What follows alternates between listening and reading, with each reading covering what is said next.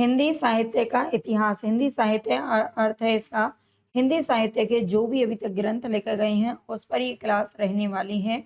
उम्मीद करती हूँ कि भई आपके लिए बहुत ही यूज़फुल ये क्लास रहने वाली है और बहुत ही ज़्यादा आपको पसंद भी आनी चाहिए। तो चलेंगे हम अपने फर्स्ट क्वेश्चन की तरफ। हमारा फर्स्ट क्वेश्चन क्या कह रहा है, अगर आप नए हो चैनल पर तो भई सब्सक्राइब ज़रूर कर लेना, लाइक कर देना और शेयर भी कर देना। पहला क्वेश्चन आपके सामने है, हिंदी शब्दानुशासन के लेखक कौन हैं? हिंदी शब्दानुशासन के लेखक कौन हैं? हेमचंद्र, कामता प्रसाद गुरु, धीरेन्द्र वर्मा या फिर किशोरी दास वाजपेयी। तो पहले ऑप्शन का जो हमारा आंसर है वो हो जाएगा किशोरी दास वाजपेयी। ठीक है, हिंदी शब्दानुशासन के लेखक कौन है?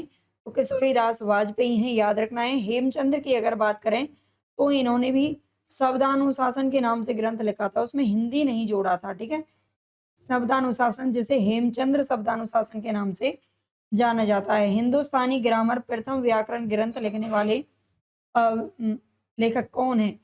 प्रथम व्याकरण ग्रंथ जिसे माना जाता है हिंदुस्तानी ग्रामर के नाम से, तो ये किसने लिखा है? टू का हमारा आंसर हो जाएगा जयसुआ केटलर, जो कि 1698 ईस्वी में लिखा गया था। नेक्स्ट हमारा क्वेश्चन है यहाँ पर, ए हिस्ट्री ऑफ हिंदी लिटरेचर के लेखक कौन है? ए हिस्ट्री ऑफ हिंदी लिटरेचर के लेखक कौन है?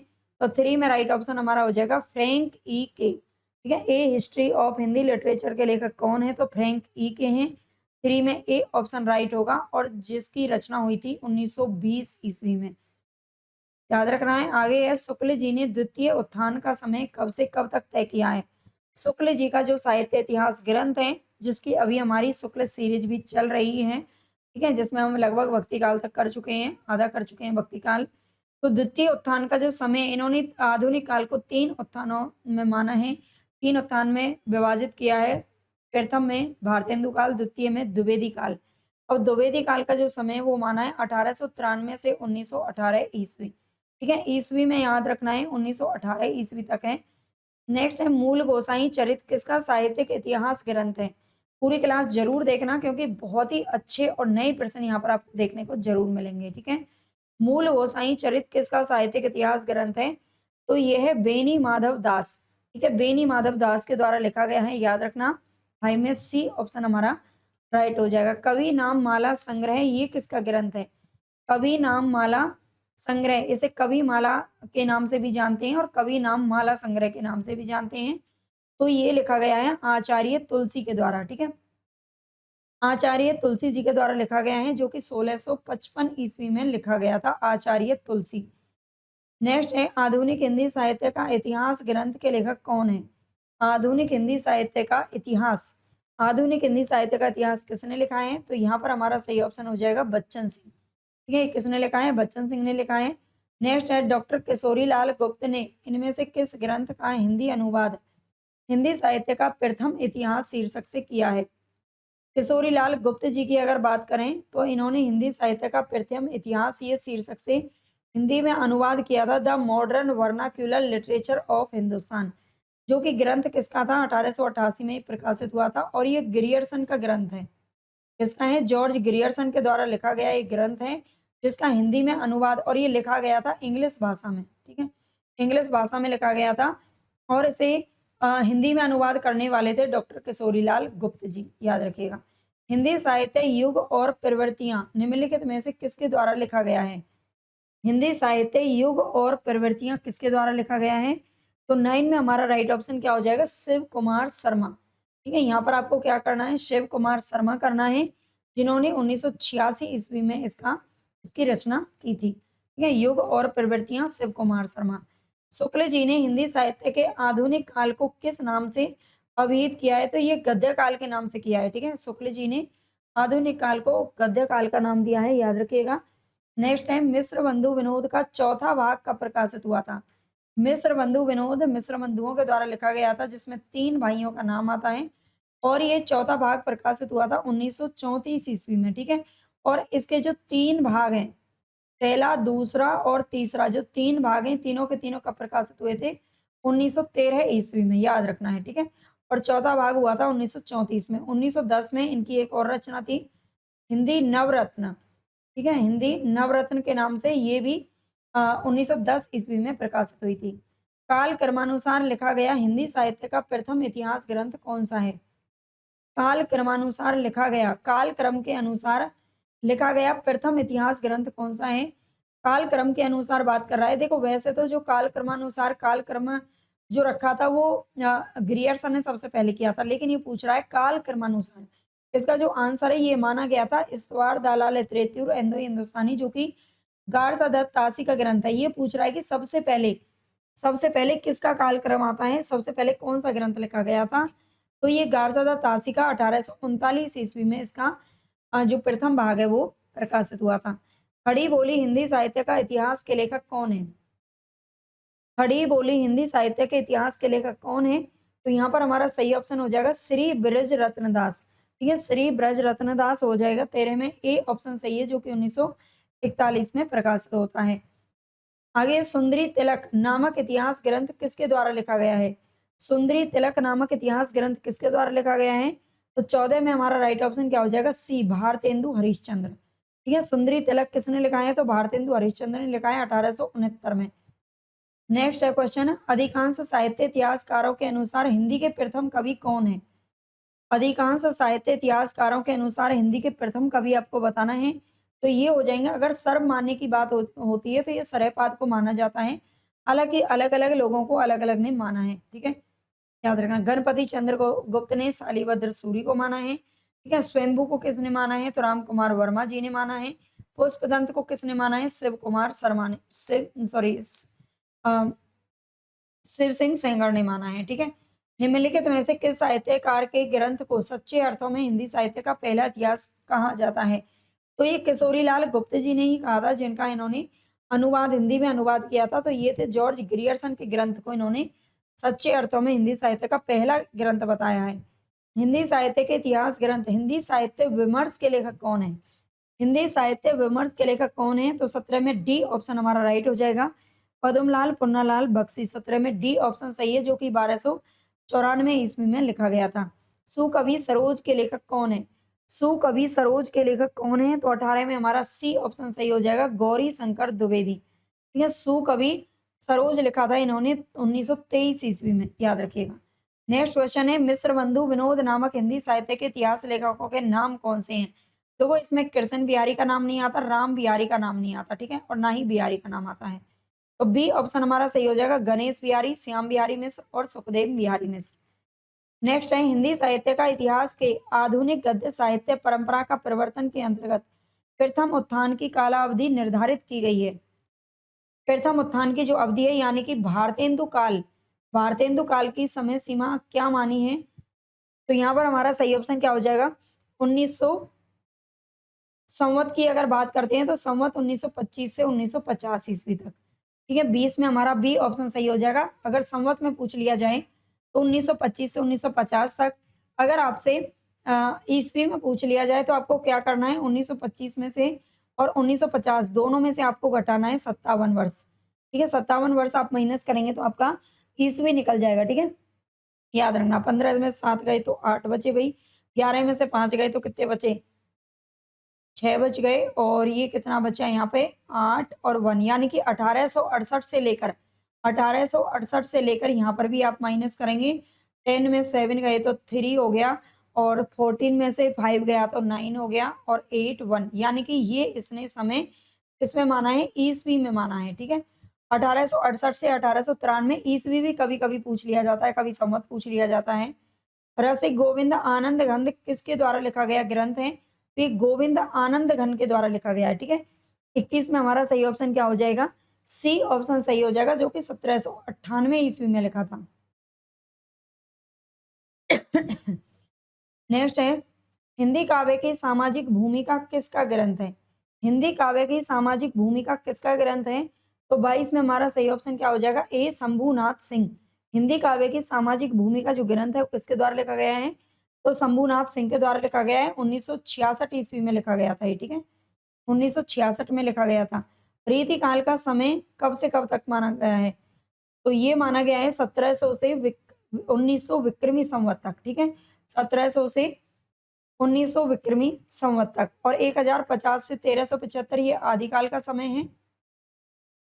ठीक है, और ये किसका है, भक्ति काल का समय है, और ये किसके द्वारा है, शुक्ल जी के द्वारा समय मान्य है। हिंदी के प्रारंभिक काल को आदिकाल का नाम किसने दिया है? आदिकाल का नाम दिया है हजारी प्रसाद द्विवेदी ने, ठीक है।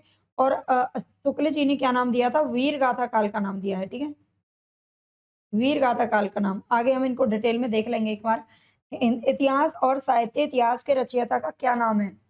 इतिहास और साहित्य इतिहास के रचयिता का क्या नाम है? तो यहाँ पर हमारा 25 में राइट ऑप्शन क्या हो जाएगा? बी हो जाएगा, लक्ष्मी सागर वार्ष्णेय। ठीक है, इतिहास और साहित्य इतिहास, ये वही लक्ष्मी सागर वार्ष्णेय जी हैं जिन्होंने गारसा द तासी का जो ग्रंथ था, फ्रेंच भाषा में लिखा गया था, उसका हिंदी में अनुवाद किया था 1952 ईस्वी में। ठीक है, याद रखना है। और ये इन्होंने लिखा था बहुत बाद में 1984 ईस्वी में। नेक्स्ट है क्वेश्चन है, आदिकाल को संक्रमण काल नाम किसने दिया है? संक्रमण काल नाम दिया है राम खिलावन पांडे ने। ठीक है, संक्रमण काल नाम किसने दिया है 26 में? बी ऑप्शन हमारा राइट हो जाएगा। हिंदी साहित्य के इतिहास की समस्याएं ग्रंथ किसके द्वारा लिखा गया है? बताइए, 27 में हमारा सही ऑप्शन क्या होगा? हिंदी साहित्य के इतिहास की समस्याएं। तो यहाँ पर हमारा सही ऑप्शन हो जाएगा रामविलास शर्मा। ठीक है, रामविलास शर्मा जी ने समस्याओं को उजागर किया है। रीतिकाल को अलंकृत काल नाम किसने दिया है? तो रीतिकाल को अलंकृत काल नाम देने वाले कौन है? अलंकृत काल ये मिस्र बंधुओं ने दिया है, ठीक है, रीतिकाल को। और अगर आदिकाल की बात करें तो इन्होंने आरंभिक काल नाम दिया था। इसका इतिहास ग्रंथ हिंदी शब्द सागर की भूमिका के रूप में 1929 में प्रकाशित हुआ था। तो ये है रामचंद्र शुक्ल। नेक्स्ट क्वेश्चन है, हिंदी साहित्य के इतिहास लेखकों का काल क्रमानुसार सही क्रम क्या होगा? तो सबसे पहले इसमें से देखो मिस्र बंधुओं का नाम आता है ना? तो डी ऑप्शन तो हमारा सही हो ही जाएगा। मिस्र बंधुओं में 3 नाम है, इसलिए इनका जन्म तो आप नहीं लगा सकते, तीनों का अलग-अलग है। रामचंद्र शुक्ल का जन्म होता है 1884 ईस्वी में, और राम कुमार वर्मा का जन्म कब होता है? 1905 में, और हजारी प्रसाद द्विवेदी का जन्म होता है 1907 ईस्वी में, याद रखना। नेक्स्ट है, हिंदी के आरंभिक रूप को अभट्ट किसने कहा है? हिंदी का आरंभिक रूप की बात कर रहा है, यानी कि अपभ्रंश का जो परवर्ती रूप है, उसे अभट्ट की संख्या दी थी किसने? भोला शंकर व्यास ने। ठीक है, भोला शंकर व्यास ने दी थी। और चंद्रधर शर्मा गुलेरी ने अपभ्रंश को पुरानी हिंदी की संज्ञा दी थी। ठीक है, पुरानी हिंदी की संज्ञा। और रामचंद्र शुक्ल ने इसको प्राकृताभास कहा है। प्राकृताभास हिंदी कहा है, ठीक है, याद रखना, प्राकृताभास हिंदी। नेक्स्ट है हमारा क्वेश्चन यहाँ पर, हिंदी साहित्य के आरंभिक काल को सिद्ध सामंत काल किसने कहा है? हिंदी साहित्य के आरंभिक काल को सिद्ध सामंत काल किसने कहा है? तो 32 में हमारा राइट ऑप्शन क्या हो जाएगा? बी, राहुल सांकृत्यायन ने कहा है सिद्ध सामंत काल, याद रखना। ठीक है, संधि और चारण काल किसने कहा है? राम कुमार वर्मा जी ने। यहाँ पर एक बार देख लेते हैं इनको। सिद्ध सामंत काल राहुल सांकृत्यायन, संधि एवं चारण काल राम कुमार वर्मा, जिन्होंने समय इसका कब से कब तक माना है? 693 से 943। 943 वो संधि का काल का माना है। चारण काल अगर दोनों की बात करें तो इन्होंने 693 से लेकर के 1693 तक माना है पूरा समय। ठीक है, आरंभिक काल इन्होंने उन्मेष काल, ये मिस्र बंधुओं ने 700 ईस्वी से 1444 तक माना है। प्रारंभिक काल गणपति चंद्र गुप्त ने कहा है 1184 से 1350 ईस्वी। चारण काल डॉक्टर गिरियर्सन ने कहा है 700 से 1318 ईस्वी। बीज वपन काल महावीर प्रसाद द्विवेदी, आदि काल हजारी प्रसाद द्विवेदी, और इन्होंने समय माना है 1000 से 1400 ईस्वी। आधार काल किसने कहा है? तो सुमन राजे ने। वीर काल का है विश्वनाथ प्रसाद मिश्र ने। अपभ्रंश काल कहने वाले कौन है? तो ये धीरेन्द्र वर्मा है। अंधकाल किसने कहा है? कपिल कुलश्रेष्ठ ने कहा है। आधार काल कहने वाले हैं मोहन अवस्थी। संक्रमण या परिवर्तन काल का है राम केलावन पांडे जी ने। और वीर गाथा काल किसने कहा है? आचार्य रामचंद्र शुक्ल जी ने, जिन्होंने समय ईस्वी में अगर पूछ लिया जाए तो 993 से 1318 ईस्वी माना है। शुक्ल जी के अनुसार हिंदी साहित्य का आविर्भाव कब से माना जा सकता है? तो प्राकृत की अंतिम अपभ्रंश अवस्था से माना जाता है। इनमें से हिंदी साहित्य का इतिहास किसने नहीं लिखा है? इनमें से हिंदी साहित्य का इतिहास किसने नहीं लिखा है? अगर आपको देखो क्लास पसंद आती है तो सारे बच्चे कम से कम लाइक किया करो, और आप मुझे बता सकते हो कमेंट में कि आप किस पेपर की तैयारी कर रहे हो और आपके कितने परसेंट है जो सही हो पा रहे हैं। तो यहाँ पर हमारा 34 में राइट ऑप्शन क्या हो जाएगा? ये हो जाएगा डॉक्टर नगेंद्र। डॉक्टर नगेंद्र ने 1973 ईस्वी में 1973 में हिंदी साहित्य का इतिहास नाम से संपादन करवाया था ग्रंथ का। ठीक है, एक ग्रंथ का संपादन जरूर करवाया था, लेकिन उन्होंने लिखा नहीं था, बाकी सबने लिखा है। इनमें से काशी नागरी प्रचारणी सभा के संस्थापकों में कौन नहीं है? तो रामचंद्र शुक्ल का नाम इसमें शामिल नहीं है और इसकी स्थापना हुई थी 1893 ईस्वी में, याद रखना, ठीक है। साहित्य जन समूह के हृदय का विकास है, ये परिभाषा किसकी है? तो 36 में हमारा बी ऑप्शन सही हो जाएगा, ये बालकृष्ण भट्ट की परिभाषा है। नेक्स्ट क्वेश्चन, हिंदी साहित्य का प्रवृत्ति परक इतिहास किसकी कृति है? हिंदी साहित्य का प्रवृत्ति परक इतिहास किसकी कृति है? तो यहाँ पर हमारा राइट ऑप्शन हो जाएगा सभापति मिश्र, जो कि 1992 ईस्वी में लिखी गई थी, ठीक है, 1992 ईस्वी। हिंदी साहित्य का अतीत के लेखक कौन है? हिंदी साहित्य का अतीत के लेखक कौन है? तो यहाँ पर हमारा राइट ऑप्शन हो जाएगा विश्वनाथ प्रसाद मिश्र, ठीक है, त्रिपाठी नहीं करना है आपको, प्रसाद मिश्र करना है। नेक्स्ट है जगनिक जन्म काल की दृष्टि से निम्नलिखित कवियों का सही क्रम क्या होगा? जन्म काल की दृष्टि से तो सबसे पहले इनमें से किसका जन्म होता है? बताइए 39 में हमारा राइट ऑप्शन क्या होगा भाई? 39 में देखो सबसे पहले जो नाम आता है ना वो आता है चंद बरदाई का, ठीक है। चंद बरदाई का नाम आता है, फिर जगनिक, फिर खुसरो और फिर श्रीधर। इनकी हम बात करें तो चंद बरदाई का समय है 1168 ईस्वी और जगनिक का समय है 1173 ईस्वी। खुसरो अमीर खुसरो का आप जानते हैं, इनका जन्म एटा में हुआ था और 1253 ईस्वी में हुआ था, ठीक है। और इसके बाद बात करें श्रीधर, तो ये 14वीं शताब्दी में मौजूद थे। नेक्स्ट है इनमें से वे कौन सी रचना है जिसे मूलतः हिंदी शब्द सागर की भूमिका के रूप में लिखा गया था, किंतु बाद में उसे स्वतंत्र ग्रंथ भी बना दिया गया? तो ये कौन सा है? रामचंद्र शुक्ल का हिंदी साहित्य का इतिहास है। नेक्स्ट है क्वेश्चन, हिंदी साहित्य का वृहद इतिहास। वृहद इतिहास जो कि काशी नागरी प्रचारणी सभा ने प्रकाशन करने का इसका जो है अपना प्लानिंग बनाई थी, ठीक है। और उन्होंने वृहद इतिहास का प्रथम भाग इसे अब तक 17 भागों में प्रकाशित कर चुके हैं, ठीक है। वृहद इतिहास का मतलब बहुत बड़ा इतिहास, जगह जगह से सबके इतिहासों को मिला करके ये ग्रंथ तैयार किया जाता है। और इसका प्रथम भाग हिंदी साहित्य की पीठिका किसने संपादित किया है? हिंदी साहित्य की पीठिका नाम से किसने संपादित किया था? तो 41 में हमारा राइट ऑप्शन क्या होगा भाई? 41 में क्या हो जाएगा हमारा? हिंदी साहित्य का वृहद इतिहास का प्रथम भाग ये किया है डॉक्टर राजवली पांडे ने, ठीक है। इसके में हमारा सी ऑप्शन सही हो जाएगा। हिंदी साहित्य एक ऐतिहासिक समीक्षा ग्रंथ है, ऐसा किसने कहा है? हिंदी मतलब कहा नहीं है, बल्कि हिंदी साहित्य एक ऐतिहासिक समीक्षा, ये ग्रंथ किसका है ये पूछ रहा है। तो 42 में हमारा राइट ऑप्शन क्या हो जाएगा? पद्मलाल पुन्नालाल बख्शी, 1969 ईस्वी में इन्होंने ये ग्रंथ लिखा था। नेक्स्ट क्वेश्चन, अमीर खुसरो का पूरा नाम क्या है? तो अबुल हसन यमीनुद्दीन खुसरो, ठीक है, अबुल हसन यमीनुद्दीन खुसरो ये इनका पूरा नाम है। हिंदी भाषा का उद्गम और विकास के लेखक कौन है? हिंदी भाषा का उद्गम और विकास, अगर हिंदी भाषा की बात यहाँ पर कर रहा है, साहित्य होता, अगर यहाँ पर भाषा की जगह पर साहित्य होता तो हजारी जी हो जाते, लेकिन भाषा का जो उद्गम और विकास है ये डॉक्टर नारायण उदय नारायण तिवारी का है, ठीक है। 44 में डी ऑप्शन राइट हो जाएगा। हिंदी साहित्य के इतिहास लेखन में काल विभाजन और नामकरण का प्रथम प्रयास करने वाले कौन है? तो 45 में ए ऑप्शन हमारा राइट हो जाएगा, डॉक्टर ग्रियर्सन, ठीक है। नेक्स्ट है निम्नलिखित में से कौन सा ग्रंथ है जो श्रीनिवास शर्मा के द्वारा लिखा गया है? तो 46 में हमारा कौन सा सही हो जाएगा? हिंदी साहित्य का इतिहास सही हो जाएगा, ठीक है। श्रीनिवास शर्मा ने भी वही उसी नाम से ग्रंथ लिखा जो कि शुक्ल जी ने लिखा था, याद रखिएगा 46 में। लेकिन इनका जो ग्रंथ है, देखिए शुक्ल जी ने जो ग्रंथ लिखा था वो कितने में लिखा था? 1929 में, है ना, 29 और 92 उल्टा कर लीजिए, बस इतना है ना, इसी तरह से याद हो जाएगा। श्रीनिवास शर्मा ने 1992 में लिखा था। पुरानी हिंदी पुस्तक के लेखक कौन है? तो चंद्रधर शर्मा गुलेरी जी हैं। साहित्य के इतिहास के संदर्भ में निम्नलिखित कथन किसका है? प्रत्येक देश का साहित्य वहां की जनता की चित्तवृत्ति का संचित प्रतिबिंब होता है, तब यह निश्चित है कि जनता की चित्तवृत्ति के परिवर्तन के साथ साथ साहित्य के स्वरूप में भी परिवर्तन होता चला जाए।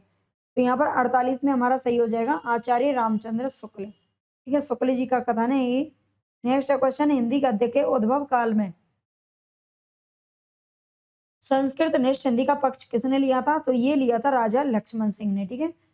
राजा प्रसाद सितारे इन तो हिंदुस्तानी हिंदी उर्दू मिश्रित भाषा की बात करते हैं। सन 1800 ईस्वी में फोर्ट विलियम कॉलेज की स्थापना किसने की थी? तो ये उस समय जो गवर्नर थे वो थे वेलेजली, ठीक है, वेलेजली ने की थी 1800 ईस्वी में, याद रखना। जॉन गिलक्राइस्ट इसके हिंदी विभाग के प्रथम अध्यक्ष यानी कि प्रिंसिपल बने थे। तो आज के में हम भाई देखो 85% करेंगे, वैसे 100% है इसके अंदर, 50 हम नेक्स्ट क्लास में करेंगे। क्योंकि आप लोग मतलब पूरी क्लास या तो देखते ही नहीं हो या फिर बच्चे अभी पढ़ ही नहीं रहे हैं ठीक से या उनका पढ़ाई में मन नहीं है, जो भी हो, है ना? अभी वो मतलब खुशी नहीं मिल रही, वो अंदर से मोटिवेशन नहीं मिल रहा काम करने का, जो कि मिलना चाहिए, जो खुशी मिलनी चाहिए, जो हम इतनी मेहनत करते हैं उसका फल नहीं मिल रहा है एक तरीके से, मतलब बच्चे देख नहीं रहे हैं। तो इसीलिए आप लोग सब्सक्राइब, लाइक ज़्यादा से ज़्यादा करें, कमेंट करें, अपने दोस्तों को शेयर करें क्लास को, ठीक है? फिर आपके लिए हम बहुत कुछ करने के लिए सोच सकते हैं।